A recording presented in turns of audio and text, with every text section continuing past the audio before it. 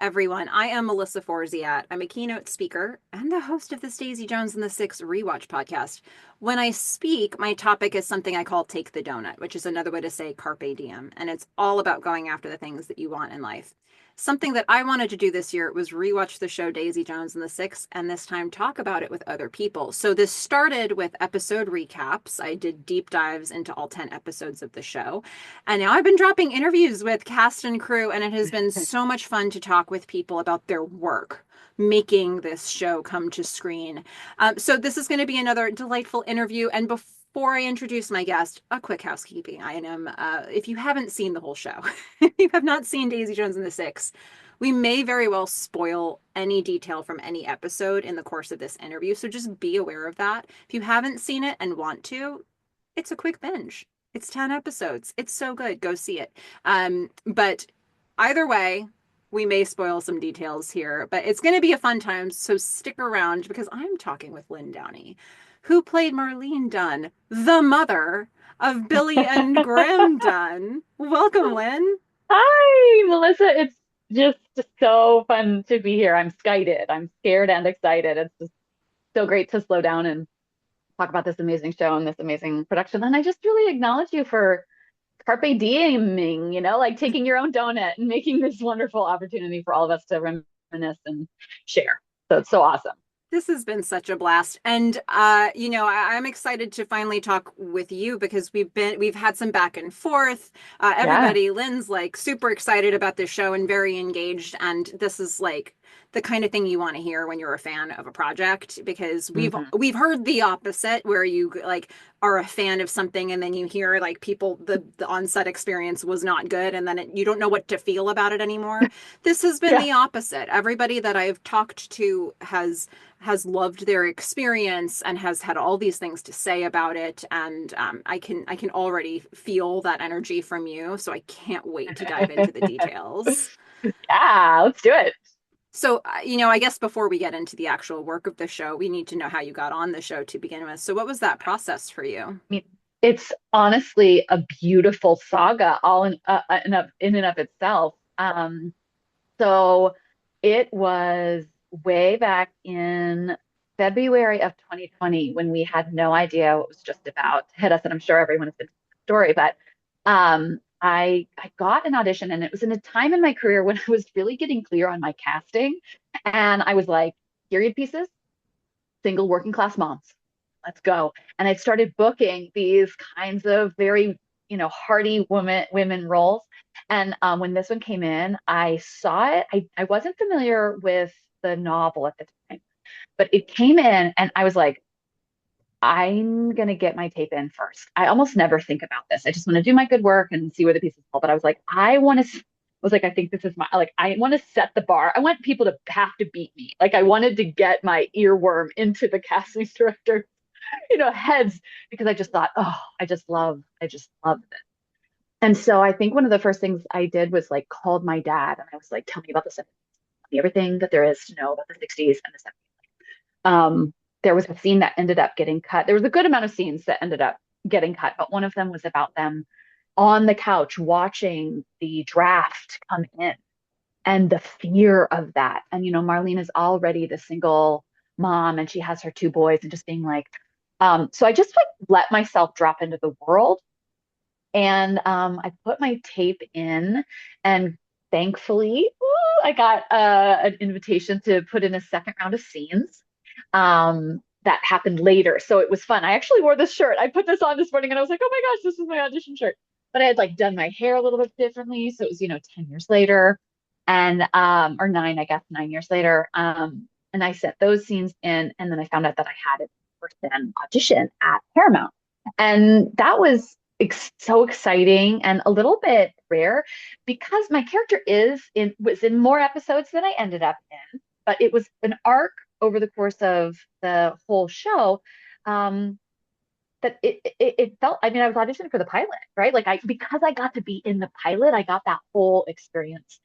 And so I remember being on Paramount Lot and just like in my little house dress, my girlfriend who has a vintage store in Bloomington, which will come back, Bloomington, Indiana, which will come back later when I talk about working with me. But I'm like in I'm like little like going in and meeting and big room, everybody there. I did my first scene, they're like, great. I did my second scene, they're like, great. And then the third scene, which also ended up being cut, was this really beautifully written scene where Marlene gets to say goodbye to her boys as they're leaving, and she gives them a guitar that is, more than she has. And they're like, Mom, no, we can't accept this. And she says, this is not a gift, boys. It's an investment.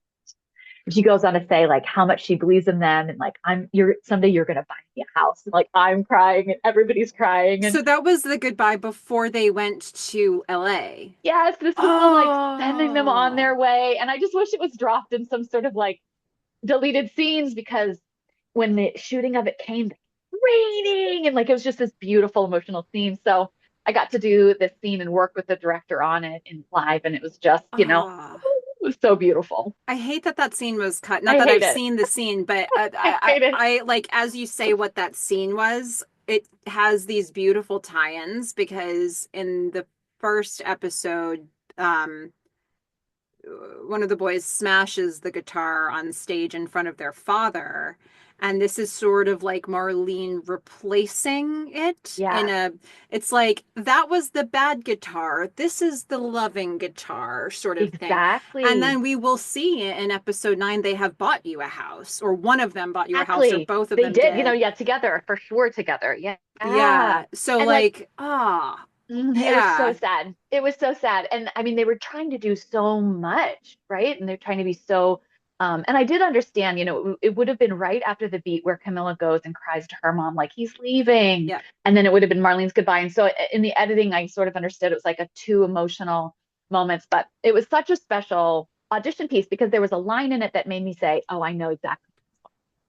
And it was through the action. And so this just speaks to Scott Neustadler and Will Graham's incredible writing and adaptation. But the dialogue is happening, and then there's this line of action where they say, "God, they love this," and that was it. It was like these boys, like this they are they have nothing, right?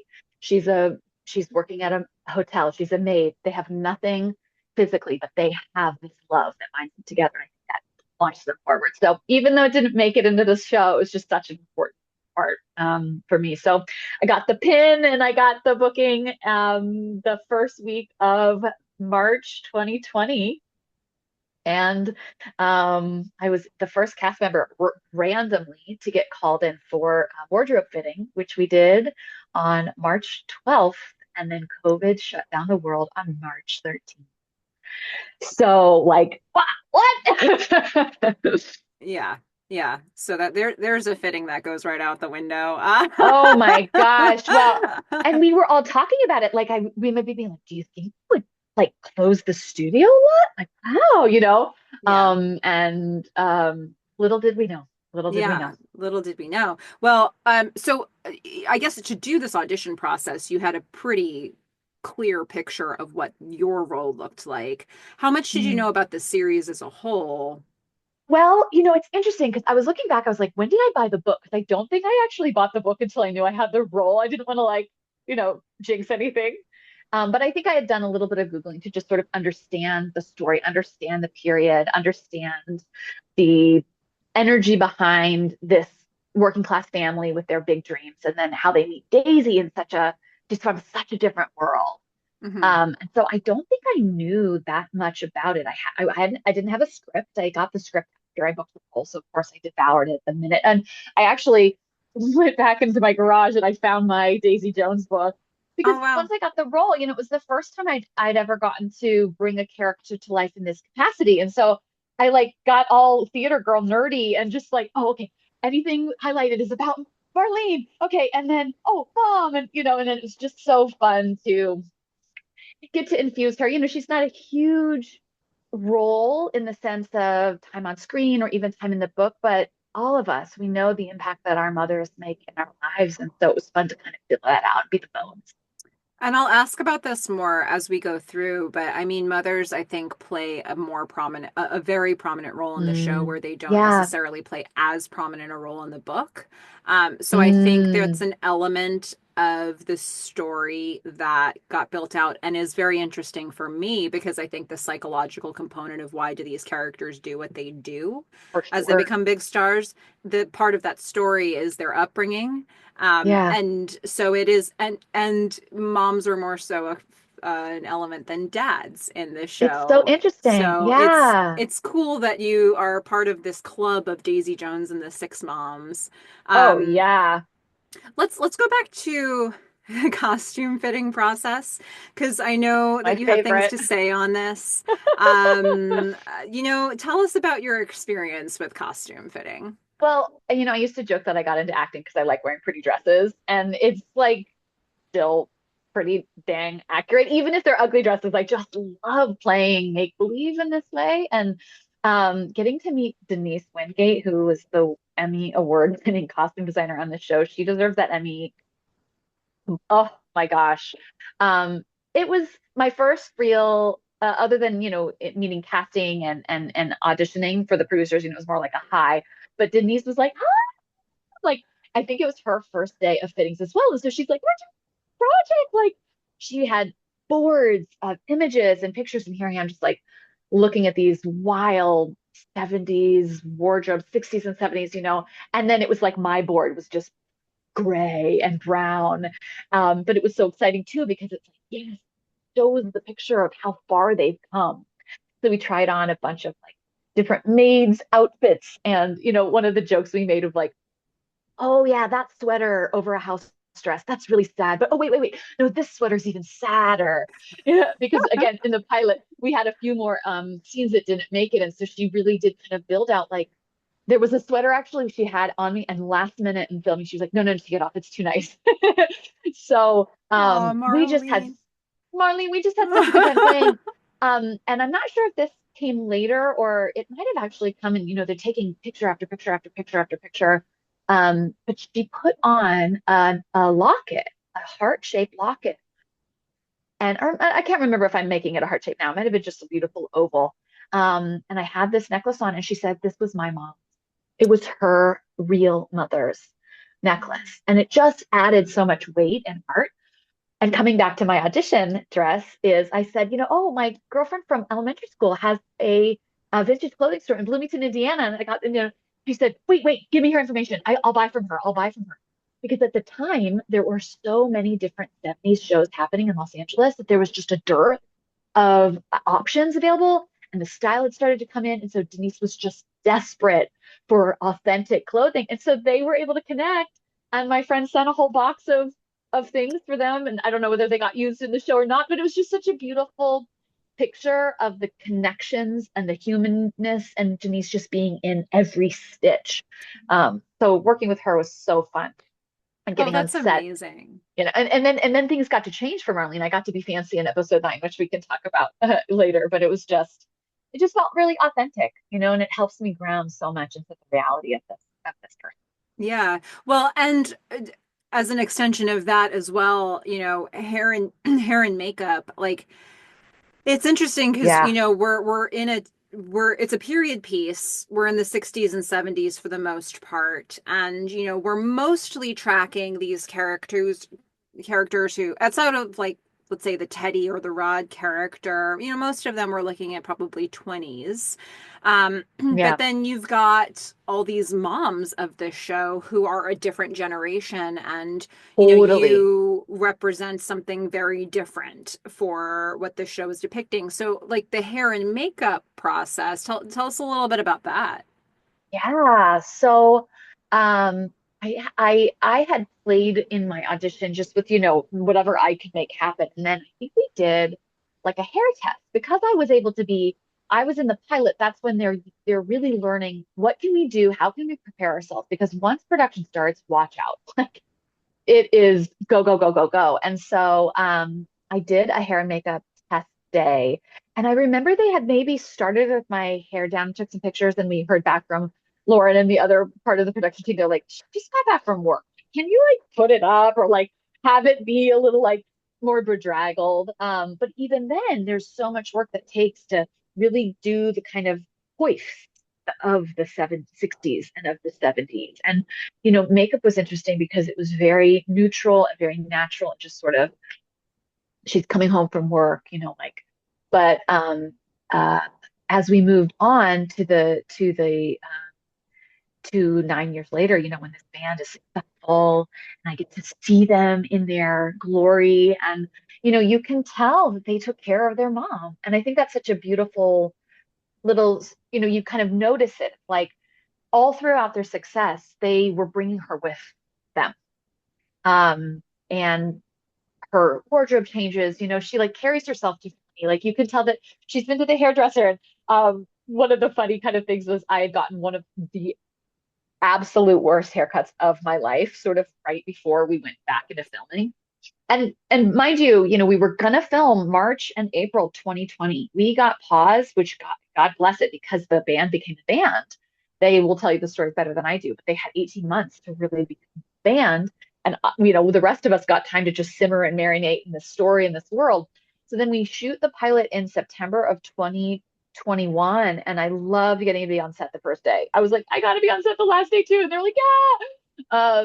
But just seeing all the energy and meeting everyone. And then it wasn't until May of 2022 that I went back to shoot the next episodes. And so to see their transformation. I mean, and you can even see like in Sam and Will's face, they're just sort of like, going doing their thing, being actors, and then they're just gone. Like they're just like, we've been shredded. We're these rock stars now. And they just look mature. And so I really did have this like, oh my gosh, my babies have grown up kind of feeling. But anyway, back to my terrible haircut. It was so perfect for the very tightly rollered kind of beauty shop look that the women of that time would have. And so I just love how they kind of like made this thing that didn't look good in our modern time just so perfect. And one of the jokes is I am 4 years older than Sam in real life. So it's fine. It's fine. It's fine. And Very so young mom. it's fine. It's fine. It's fine. And it's like it's a period, it's like I'm sure she had him at 16, 17, 18. I had to make those decisions, but she was a baby when she had him. But when we went back to shoot the episode 9, I was like, so you can age me up. They're like, it's good. I was like, I've aged in COVID. They're like, no, you look haggard. And no, but it was very sweet. It was very fun. Oh my goodness. I mean, movie magic, TV That's magic. right. That's what we're dealing with here, That's folks. right. Well, let's get into some of the specific episodes. Now that we haven't been here, but I'll have some questions just specifically Sure. about them. So, episode 1, Come and Get It. We're going to start in 1961. We're going to meet young Billy. He comes home, he greets his mom. She's exasperated. Graham's still in the bedroom. We don't get to see a whole lot of what home life looks like between Billy, Graham, and Marlene here, but what do you think their family dynamic was like? What decisions did you make about what her world looked like day to day? Well, I think, 1961 and being divorced, having been married to someone who's most likely an alcoholic, this was a rough life, and I think I probably decided that she most likely got pregnant before they were married. This was sort of the shame of that at that time in the late 40s. Um, and really just she will survive for her children. And I think being a young mom, they raised her just as much as she raised them. And she probably didn't know what she was doing. And she was probably very much a wall against their father, right? And so she's just taking all the abuse and trying to protect them. But at some point, when the boys get old enough, that dynamic shifts and the boys start protecting her, right? So the father ends up leaving, and then she's on her own. There were not a lot of safety nets. There wasn't welfare. There wasn't, I mean, I don't know exactly, but there weren't a lot of these social safety nets. And so she had to just do what it took. And I'm sure she worked 2, 3 jobs at a time, took in washing, right? Like whatever she could do to make ends meet in this very, very workforce neighborhood. But even though I am exasperated in that moment, oh my gosh, I have a drama queen for a son. I've been working all day. This poor sweet one's getting broken. It's just a tender soul, right? Like his heart's broken. But it does come out like, and now that I'm a mom, I really understand that. Like, you love your children, and there's this level of frustration, like I can't do everything here, she's like, I got to get the dinner on the table, and I'm exhausted, and here you are, like making a big deal of it. So I think they were, I mean, I feel like they were really a team. I think that the boys, you see Billy at the laundromat. It's like he's doing the laundry for his family. My battery, I'm really thinking to, excuse me, make that work. But I think they pitch in. I think they help her. I think they see. And in that goodbye scene that you don't get to see when she sends them off, like the love that they have for her, seeing that she splurged on this fender. And they're like, no, no, no, you can't, mom. No, no, we don't accept it. She's like, no, you have to, because I see in you that you are going to change it and you're going to come and get it. So I think there was just a lot of love and such a powerful juxtaposition between Daisy's life. Her mother is actively abusive towards her and cutting her down. And so I really saw, what's beautiful is that Camilla's mom actually comes in more in the TV show. And again, having had a child myself, like when you have a baby, you need your mama. And so I loved seeing her there and supporting Camilla. But I really thought about that we're like the two sides of what a mother can be as Daisy's mom. And so I think that Yeah. they helped each other out a lot. It's so true. And you started to touch on it there, but as somebody who is the mom of two characters, you probably had a protective instinct in those characters as you watch the show, right? So I'm Yeah. curious about the dynamic with their father leaving, Mm. because we know what you're saying about how that impacted Marlene, but Right. he leaves the family when Graham, I think he says he was 4.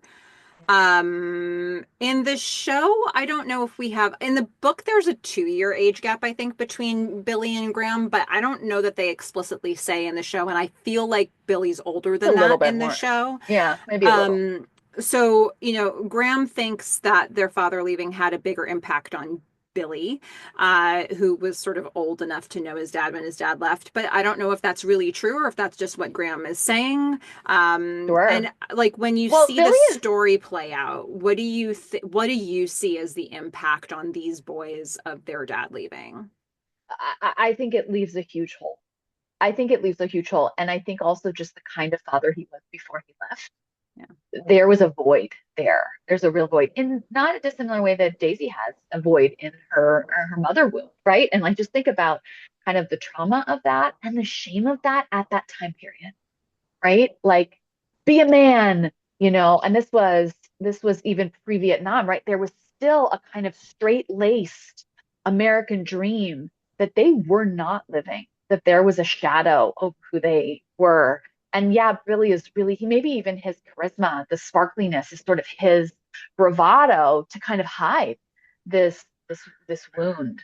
I think and I think that for Graham, like he didn't really maybe remember or know what his dad was like, but Billy did. And I think you can also see that it's like he knows what he should be because of the kind of dad that Billy wants to be, right? And he fights his own demons, but he does end up kind of succeeding and showing up and having a relationship with his children and his daughter specifically in a way that, yeah, there's mistakes, but he's there.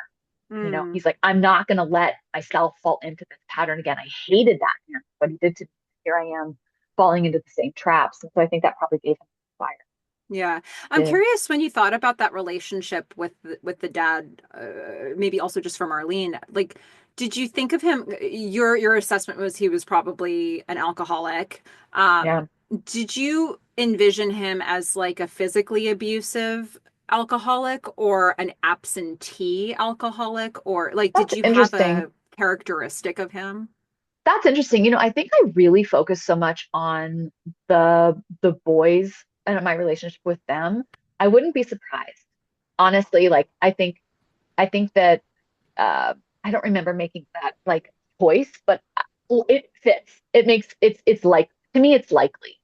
Even if he wasn't like an abusive, angry person, sober, just seeing how he just behaves with such um, total disregard Yeah. of who they are, and just being, like with a younger woman. And I think he just did his own thing and let the pieces fall where they may. But it could go either way. But And I would say one last thing is that physical abuse is horrible, and emotional abuse and verbal abuse are just as damaging in different ways.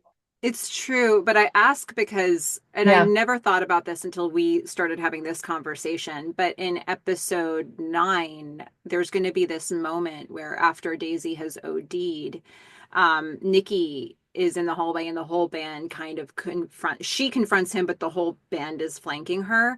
And there's a moment when he raises his hand to Oh. hit her, and Graham jumps in right away. Billy's all the way down the hall. He's watching. Mm. But it makes me wonder, like, if there was a specter of sort of like physical abuse in the family, that scene would play out that way is sort of interesting to me. And I never thought Tracks. about that until this moment. So I It wonder. tracks. I love that. Yeah. Hmm. So interesting. Well, okay, so let's talk a little bit more about like the legacy of moms in this show. We see, Yeah. like you've said, we see Daisy's, we see Camilla's, we see Billy and Graham's moms. We see very little from the corresponding fathers. Why do you think it's so important that the moms are a force in the telling of this story? It's such a good question. And I am curious if it echoes a little bit of Taylor Jenkins Reid's, um, I will say her own value in showing that these are the three women that are in and related to the band are for each other. And that's been my experience in my life. Like, just like that women are each other's champions, that we do want to see the best, that we come alongside. I don't have that cat-fighting relationship that can be so cliche. And I'm curious if there's a little bit of that with the moms being in prominence of like, look at who these women are with their foibles, with their feelings, with their reality, but like that these are women showing up and sometimes badly, right?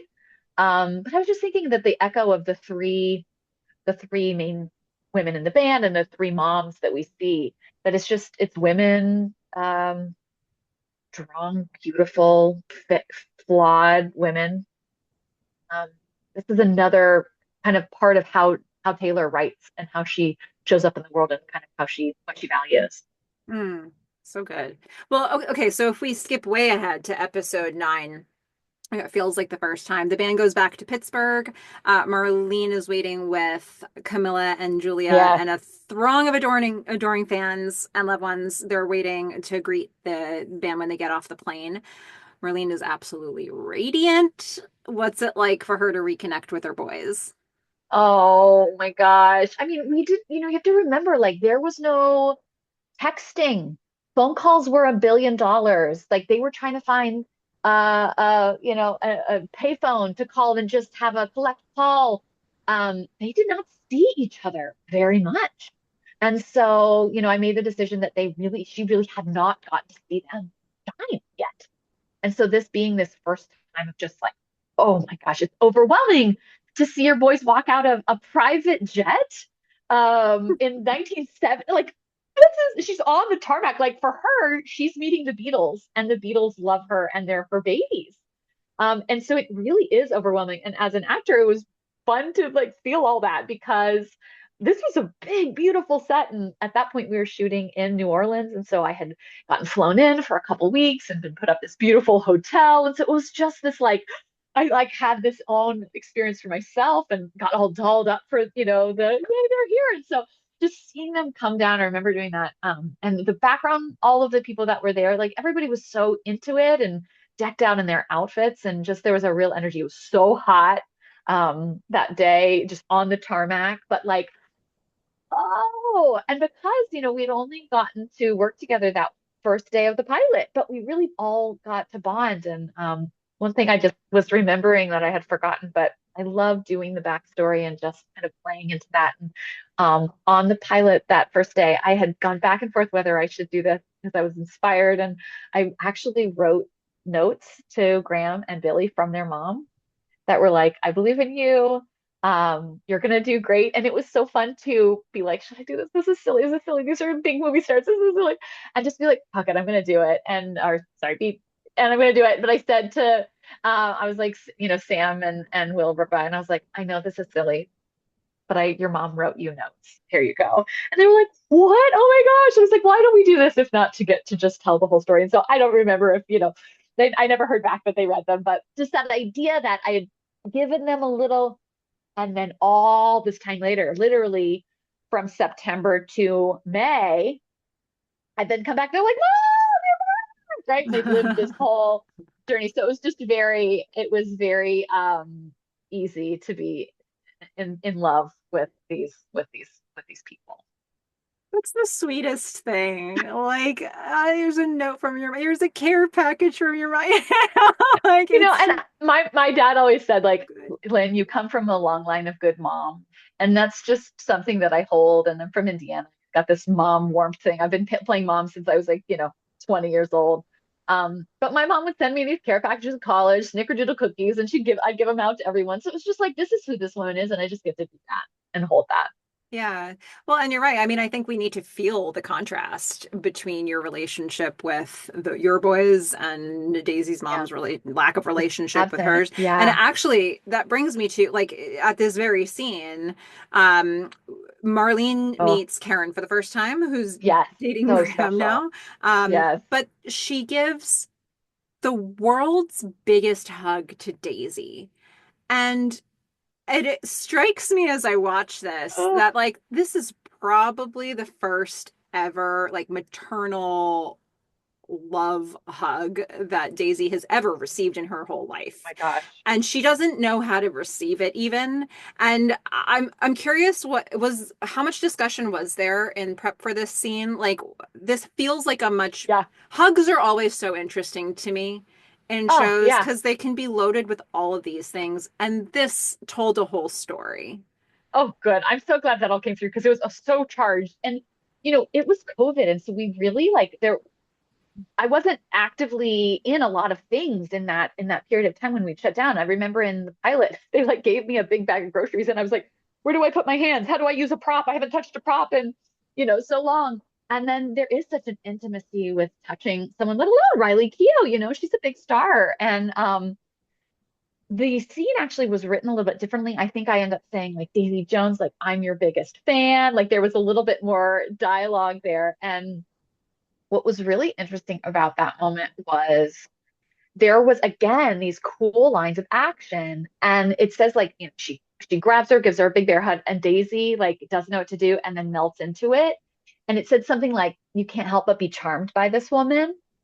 And what's so cool about having a script and then an actor coming in and then another actor coming in is we can look at this and like you put bones and muscle on it and blood. And so we get ready to do this scene, and Nzinga Stewart was directing the back half, and she like came to me and like gave me my direction, and then went up to Riley and kind of gave her hers. And so I remember saying to Riley, like, should I say the line and then hug you? And she was like, do whatever you want. I'm like, okay, we'll just see what happens. But again, it felt like, where do I put my hands? I haven't touched another actor. And as we did it the first time, I went for it, right? And Nzinga had told me, like, hold until we say cut. And she had not told Riley I was going to do that. And so Riley is sort of like locked in this bear hug and like not like, and as Daisy being like, I don't like it. I don't like it. So Nzinga comes over and she's like, okay, great, let's do this again. But like, you like the hug. And Riley was like, Daisy really doesn't like the hug. She does not trust women. Like, this was weird. Like, and I think I even remember Riley being like, ooh, weird hug, weird hug. And then I was like, oh gosh, did I do something weird? Oh no. And so all of that was happening as we did this take a few times. And I think she got to the point where she was just like, I don't know where to put this. But it was such an interesting choice because I was like, oh, good, she's going to be on my side. She's going to fall in love with me. Yeah, it's written in the script. She has to do it. And Riley was like, I don't see that for Daisy, and so I remember Nzinga being like, this is the mother of your love. Like, you feel so safe. You feel so seen. And she was like, maybe. So it was really charged. And I remember I came back to report and I saw James Ponthel, the director of the first set. And I was like, I gotta tell you that hug it felt so weird. He's like, oh, that's the best. conflict between people. And so, and I am a huge hugger, and my brother, I think, said it best. He's like, "Yes, Lynn for the awkward hug win of the century." Like now it goes down in history as just being this like, It's like it's the documented awkwardest hug you've had. And it's perfect because I think that yeah, also really builds into a conversation that she's going to have with Daisy's going to have with Camilla later, my where gosh, she immediately unpacks later. for us why that hug was so awkward without unpacking for Absolutely. us why that, it's like, oh, Absolutely. that hasn't been my experience with moms, actually. My Yeah. experience has been they're competitive with you and they hate Yes. you. Yes. Like, And it oh. was literally within that same, flow of scenes that Camilla says, like, do you want to be a mom? And Daisy's like, absolutely not. But yet we see in the end, like, she is, and that is a Mhm. role that she, feels and absorbs and is just so grateful for. So I hope that that little hug was a part of that journey.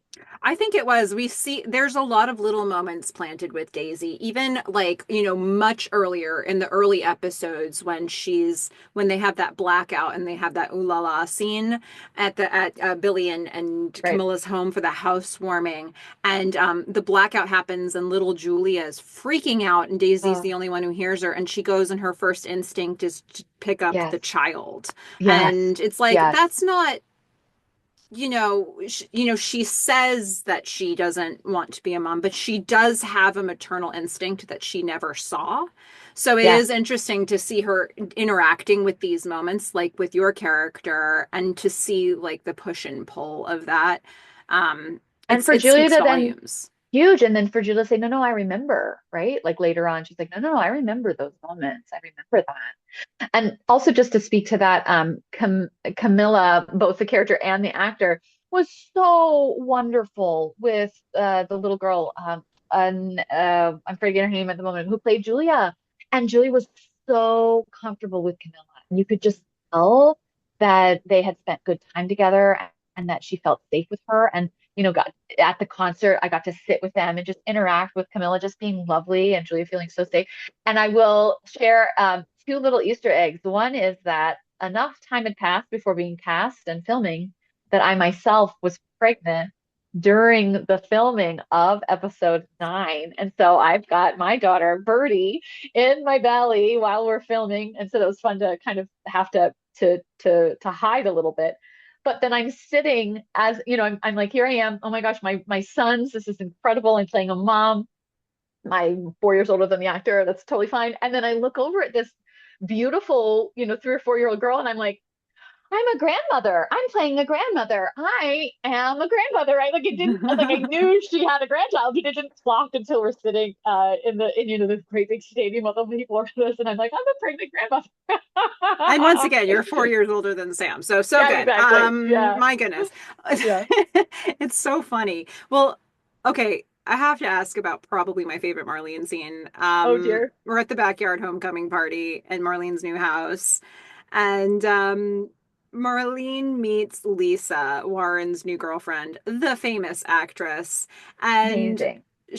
and Marlene's like, well, of course I know Lisa. You're like, oh, like you're Yeah. fangirling over Yes. her. And Yes. then with just the most delightful amount of good-natured shade, you turn to Warren and and you're talking to Lisa and you say, and you're with Warren?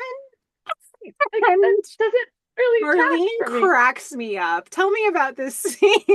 Well, it just makes so much sense to me, the scene. And first off, she's now she's hosting this in their beautiful backyard in this home that she's like, I can't even believe that this gets to be my life. Like she's like, and a movie star is in my house, like, a combination of Gilda Radner and Julia Roberts is like, hi, and a Gene Wilder movie at that time was such a huge deal. Warren, I mean, he grew up with them. She was feeding him, peanut butter sandwiches as a snot-nosed kid. And she's like, but you're a snot-nosed kid. Like, I don't understand this. Like, what's this costume that you're wearing? You're not a cool rock star. You're just this dude from, down the hall that ate all my food.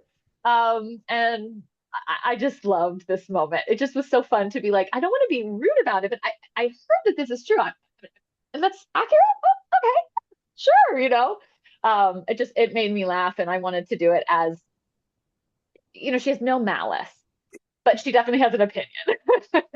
Yeah, no, you can feel that. Like it's just the right amount of like, huh. Uh, Yes, yes. Well, and to mention the camera work was really cool for that scene. There were a lot of background actors that were like really making the move, and so they have their tracks and things. But if you'll watch that scene, it's a Steadicam shot, and it comes from Graham and Karen walking down the stairs, and she's like, "And then you bought your mom this house." He's like, "Yeah, wow." We couldn't even come to this neighborhood when we were, growing up, and now she lives here. So they're tracking her. And then the camera does this amazing, we're here in this little circle, and then the camera tracks around us. And so I did my best to like keep my lines while the camera was looking at me. And then it continues on. It goes right into the Camilla Daisy scene. And so it was just like, it just felt like a ballet working with the different technical pieces. You really want to kind of deliver. It was beautiful. I was reflecting a lot about the camera work in that scene because that particular circle around you, Warren, and Lisa, or Warren and Lisa, I feel like I've only ever seen that way to film something if it was like a pivotal moment in a love story, like a first Yeah. kiss or it feels like something that's really intimate where the camera gets brought into the world. But it Yeah. was done for Marlene, A Warren, and communal. Lisa, so it was like, Yeah. what are you telling me in this scene? It was really interesting to think about like where I had seen that before and what that now did to the scene I Well, was watching. and I forgot, they catch Eddie even before we Hmm. get to Daisy, right? And I think a lot of ways, like for Marlene too, these are all her boys, and Camilla's her girl, right? Like Daisy's the new one, and she wants to say, like, you're one of my chicks now, like you're one of mine now. But Eddie and Warren would have been at the house, and they were in their garage making all that horrible noise, So, just to see her involved, it was really sweet. I kept wanting to be like, when they were filming the different parts of the party, like, is Marlene in this scene too? No, she's in, is she in this? She's not in this. Okay, all right. But like, I'm nearby, it's the way that mom wants to kind of like get involved and just be present. Yeah, I mean, look, you knew these boys when they were doing terrible versions of House of the Rising Sun. Okay, Oh my so gosh, like, you know, yeah, oh my completely. God. Well, okay, so the we do see you had mentioned it earlier, but we see Marlene, Camilla, and Julia in the crowd during this show in Pittsburgh. Um, I I can only imagine how much TV magic was used during Sure. a COVID period production to make something look like a full stadium of people Wow. to a sold Yeah. out crowd. So, what was the actual environment that you were in for Well, this? I'll tell you. So it was a amphitheater. I mean, it was a small, medium-sized stadium in like a college in Louisiana. But we would COVID test day of to make sure that everyone was healthy, and they packed that place out with humans. Now they would take all of like they were real. There was everybody that you see is nobody's fake in that whole area, and they would then take them and move them to another place when they needed more reactions, more and more. But like we were surrounded by people, and I think some of the cast had like a shield, but everyone else was just like, well, hopefully we don't have COVID right now. But they really had, I don't know the numbers, but it felt like they had easily 200 people just filling out the world. And they absolutely performed all that you see from the stage. And so they were blasting the music. We were watching them. And I remember I got a note, they did the first take of me watching, and they get, you know, it comes from, Video Village is way down here, and then someone gets the walkie to the here to the here, and so there's a megaphone. They're like, Marlene, who's Marlene? I'm like, oh, that's me. They're like, take it down a notch, Marlene. I'm like, check, I got it. Okay, check. Just so like excited to be there that I was like, and they were like, you're at like a 4, you're like a 5. You maybe take it down a little. So Aw. just really got into it. Yeah. You know what? If anybody deserves to be exuberant about the situation, it's Marlene. Well, okay, so I mean, you've been up close and personal for this concert. What's your favorite Daisy Jones and the Six song? Oh man, what's so funny actually is the craftsmanship and the artistry is so incredible. And it is not my music. And that's why I think I'm perfect to play Marlene because she's of a different generation. I'm like, give me a swing song, give me like a little doo-wop. I do really like Honeycomb. I know it's classic. But I really think that that's like a fun little piece of me being like, I don't, this is very loud. I don't, and we just fit into different genres and we fit into different periods. And like, I love playing 40s, World War II, like that kind of era. And then 60s and 70s, I'm always like, huh, okay, all right, well, that's fine. But other people are like, I love the 60s, I love the 70s. So the fact that they did such beautiful work on it, but to be honest, I'm kind of like, huh, okay, yeah, that's the music you want to listen to. It made me really feel empathetic to the other parents of that era that are like, my children are dirty and smelly. Why are they not shaving their armpits? This is weird music. And Marlene heard all the worst versions of the sounds of this song before she heard the good versions. Exactly, So, like, she was exactly. over it. Yeah. Yeah. Well, People so like this. Okay. like outside of knowing that you've seen this project in full, were there any particular storylines or scenes that Yeah. you enjoyed the most when you watched it back? I don't know if this is because of the story or if it's because a combination of just how dear Suki and Will are. Suki Waterhouse and Will Harrison. They were just lovely and kind. I remember being on a bus and just sort of trying to, keep to myself. And I was like reading my book, and Suki, just out of the goodness of her heart, was like, "What are you reading?" And we got to talk all about it and spend some time together. The girls, when we were waiting to film at the Big Beautiful House, and I got to tell them like, "Oh, I'm pregnant," and they were like, "Oh my gosh, this is so fun to." So I just felt like a really sweet connection with these people that were um, big stars. And so I love, and Will is just incredible. It's been so fun to see him in so many different things after Daisy Jones. But it just breaks my heart that they couldn't quite make it make sense. I think they lived exactly the lives that were right for them. And I think Karen makes this just sacrifice to say, no, I don't love you because that's the only way that this puppy dog is going to leave her alone.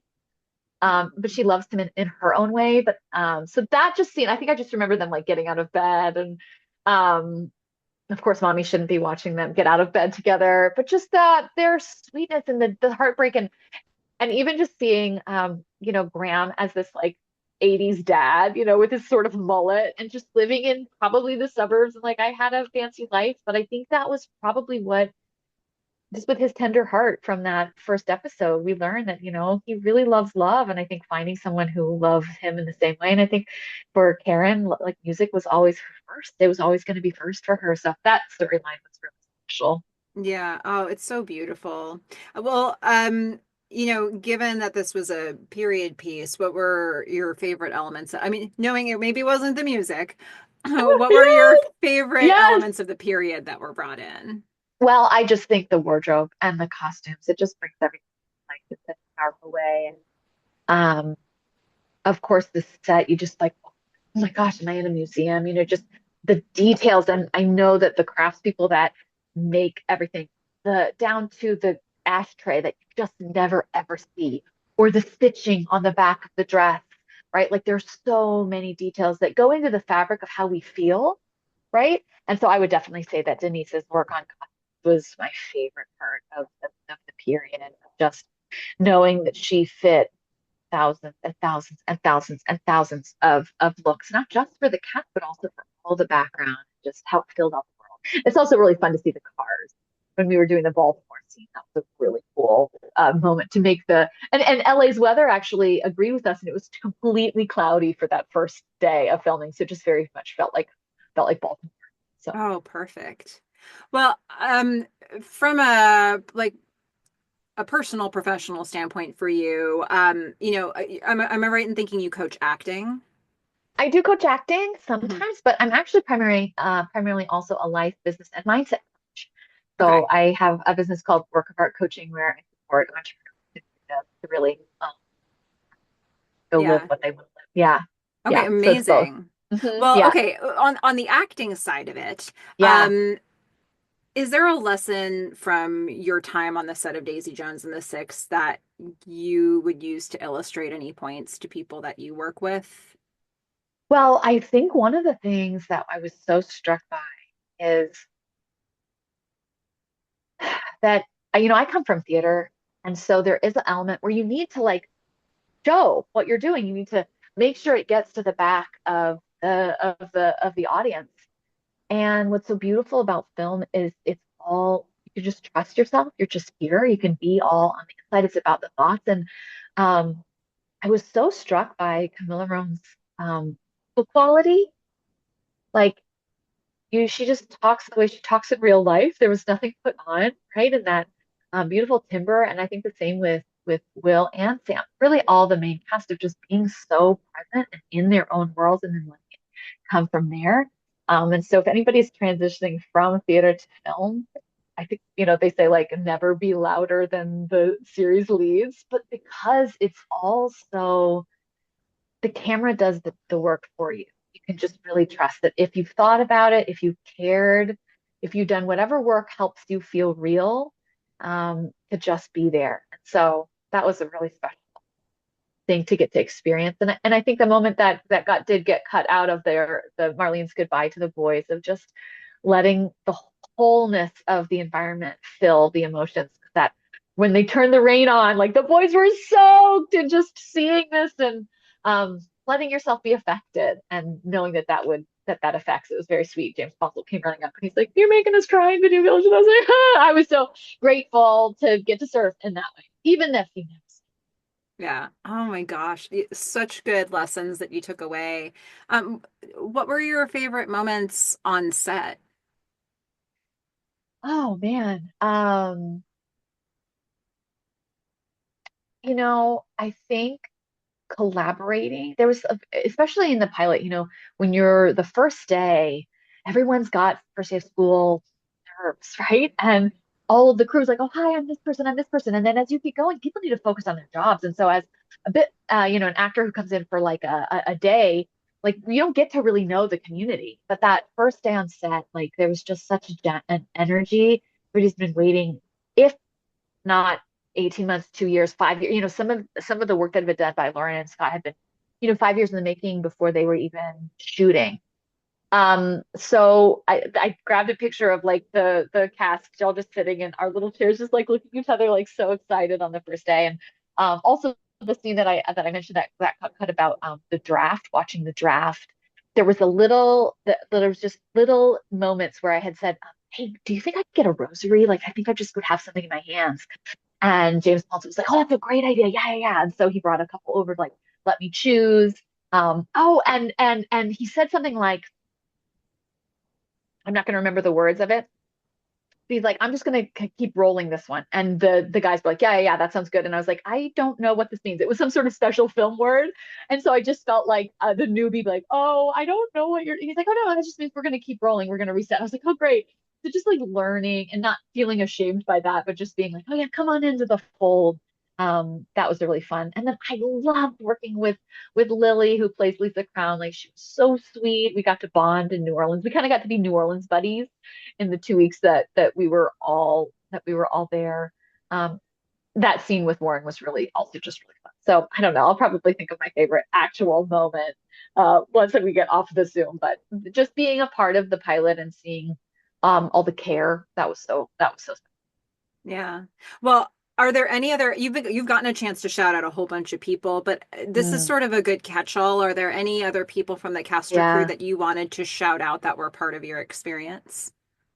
Yeah, I mean, I mentioned to you one of the second AD, Kevin O'Neill, who's just navigating and juggling, and it's like these unsung heroes, but that really create the fabric. I thought Sam just and Riley also just helmed this in such a beautiful way. It's a heavy lift to be first and second on the call sheet, and to just be kind and considerate and like excited to be there, day after day after day. This was a grueling shoot and a lot of downtime when things were getting set up. So you just have to kind of take care of yourself. And I felt very, very warm. No one had kind of a snooty attitude. So that was really lovely. Yeah, I mean, I mentioned both of the directors who just did beautiful jobs. The Lauren and Scott, I think, are such an amazing power couple. It's like so cool that they're married to each other. Like if they weren't, you'd want them to be married to each other just because his love for music and her just magic in the producing. Uh, yeah, uh, just really beautiful people. So I'm so excited to continue to see people, shine in different ways. Suki is now tour with her music, and she's become a mother. Riley's become a mother, and I every time I see Will Harrison and anything, I'm like, my baby, you know. So, um, just a really, really beautiful, beautiful girl. Well, Denise Wingate deserves that Emmy. Like she deserves 5 Emmys. So I've said a lot of the people that were really meaningful. Oh, this is so good. Well, you mentioned this briefly, but what are you up to now? Anything that you wanted to share with us?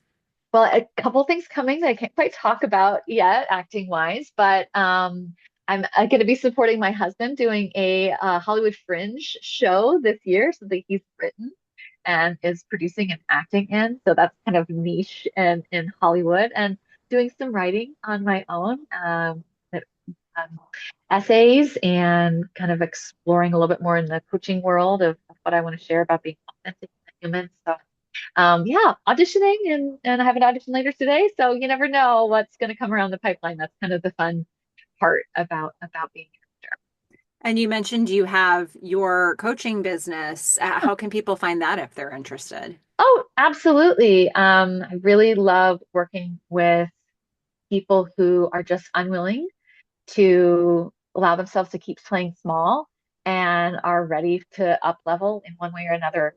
Sometimes that's internally, sometimes that's with a really big goal that they dream about. So that's workofartcoaching.com. And I'm happy to speak to anyone who has a dream and maybe feels a little nervous about it and is ready to get to work.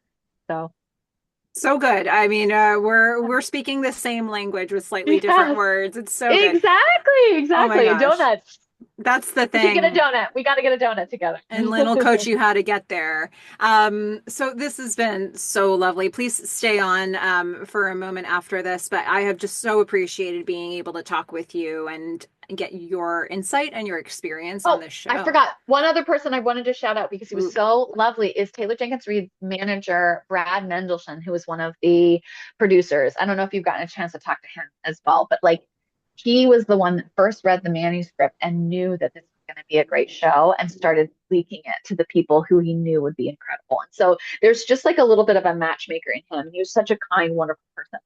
So I just wanted to throw that out along with James Consold and take us through the incredible directors. But that's my little last moment. No, that's why we keep lingering here, just because you never know who Like, wait, you're there's one gonna more thing. remember at the last minute, and it's so important to acknowledge all the work that people do to put on a project like this because And I there's have one so last, many things. so many things. One last little Easter egg I forgot to mention. So you know that I was pregnant in the second half of the show, but also Daisy's mom was pregnant in the second half of the show. And Denise said, I had these great outfits and then I had to put her in these moo-moos. So that was another really fun part of like how, we're having babies later in life, and all of our dream babies are growing up and being movie stars, and we have our own little nuggets that are growing inside. And, So you know, a felt very pandemic motherly. pushback of the schedule will create all kinds of life situations that you weren't Just saying, expecting. just Yeah. saying. Oh my Yeah. gosh. I mean, such good nuggets of info. You've dropped so Okay, many good. cool details about this show, both in terms of things we actually saw and stuff that was deleted that I think they were meaningful deleted scenes. So it's really kind of fun to hear about there was so much even more than we even saw going on in this Yeah. world. Yeah. Yeah. Oh my gosh. Thank you so This has much for been taking so all this time. This has been so nice for me. And also, as the show starts to come out and there's the press and the things and the celebrations, the COVID continued because I got COVID at before the premiere and I was not able to go to the premiere. This is like culmination of this huge project.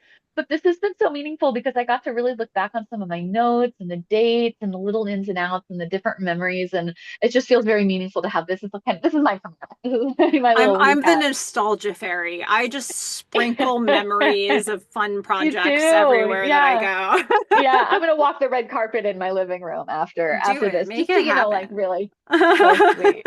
So Oh sweet. my gosh. Well, thank you for this. And to everybody who's been watching this, thank you so much for tuning in. And please go out there. Don't be the muse, be the somebody.